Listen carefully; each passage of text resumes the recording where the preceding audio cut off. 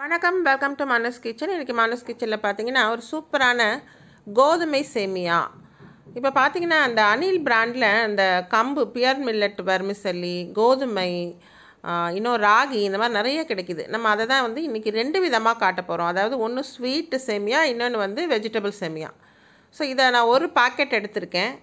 இந்த ஒரு பாக்கெட்டில் பார்த்தீங்கன்னா அது வந்து ஒரு 180 கிராம்ஸ் இருக்குது. அதை ஒரு 5 to 7 மினிட்ஸ் வந்து தண்ணியில் போட்டு சோக் பண்ணணும். ஒரு 5 மினிட்ஸ் ஊற வச்சா கூட நீங்கள் போதும். ரொம்ப நேரம் ஊற வச்சிட்டிங்கன்னா அப்புறம் ரொம்ப செய்யும்போது, அதாவது அதை ஆவியில் ஒரு 5 மினிட்ஸ் வேக வைக்கும்போது ரொம்ப அப்புறம் குழஞ்சிரும்.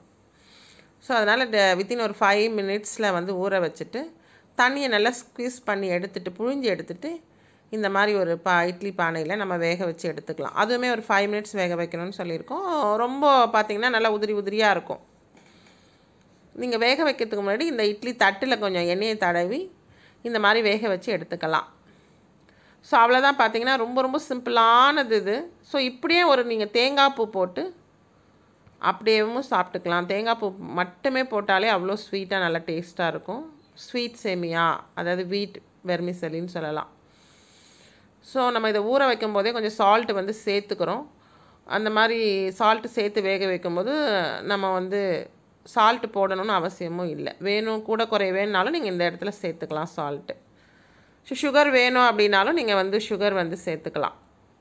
நம்ம தேவையான அளவு கொஞ்சம் தேங்காயும் போட்டிருக்கோம், தேங்காய் பூவும் போட்டிருக்கோம். நான் இன்றைக்கி குழந்தைங்களுக்கு கொடுக்குறதால சுகருமே ஒரு டீஸ்பூன் அளவுக்கு சேர்த்துருக்கோம். அவ்வளோதாங்க. சூப்பரான ஒரு டேஸ்டியான வீட் வெர்மிசெல்லி ரெடி ஆயிடுச்சு. சும்மா ஒரு ஈவினிங் ஒரு ஸ்நாக்காக கொடுக்கலாம், இல்லை மார்னிங் ஒரு பிரேக்ஃபாஸ்ட்டாக எடுக்கலாம். அவ்வளோ ஹெல்த்தி டேஸ்ட்டாக இருக்கும். நீங்கள் ஒரு பிரேக்ஃபாஸ்ட்டு ஸ்கூலுக்குமே கொடுத்து அனுப்பலாம்.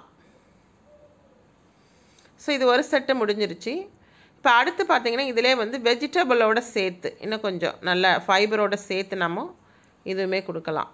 ஸோ இதுக்கு பார்த்திங்கன்னா அதே மாதிரி ஒரு 180 கிராம்ஸ் வந்து பாக்கெட் எடுத்துருக்கோம். அதே மாதிரி ஊற வச்சுட்டு அதே பாயில் பண்ணதை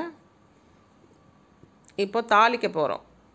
ஸோ ஆயில் கொஞ்சமாக போட்டு ஒரு டீஸ்பூன் அளவுக்கு ஆயில் போதும். கடுகு, உளுத்தம்பருப்பு, கடுகு எல்லாமே சேர்த்து நம்ம வதக்கியாச்சு. இது கூட டேஸ்ட்டுக்கு பார்த்திங்கன்னா கொஞ்சம் வேர்க்கடலையுமே சேர்த்துக்கலாம். கொஞ்சமாக பச்சை மிளகாவும் பொடியாக கட் பண்ணி சேர்த்துருக்கோம். கொஞ்சம் இஞ்சியுமே போட்டிருக்கோம். நல்லாயிருக்கும் அந்த டேஸ்ட்டுக்கு, வாசத்துக்குமே நல்லாயிருக்கும். கொஞ்சம் கருவேப்பிலை, வெங்காயம், கேரட்டு, இது கூட பார்த்திங்கன்னா நீங்கள் உங்களுக்கு பிடிச்ச காய்கறி பீன்ஸோ இல்லை மற்ற இதர காய்கறிகளை கூட சேர்த்துக்கலாம். ஸோ எல்லாமே கொஞ்சம் ஒரு 2 மினிட்ஸ் வதக்கினா போதும். ஸோ அதை நல்லா வதக்கிட்டு இப்போ வேக வச்ச நம்ம அந்த வெர்மிசெல்லியை இதோட ஆட் பண்ண வேண்டியதுதான்.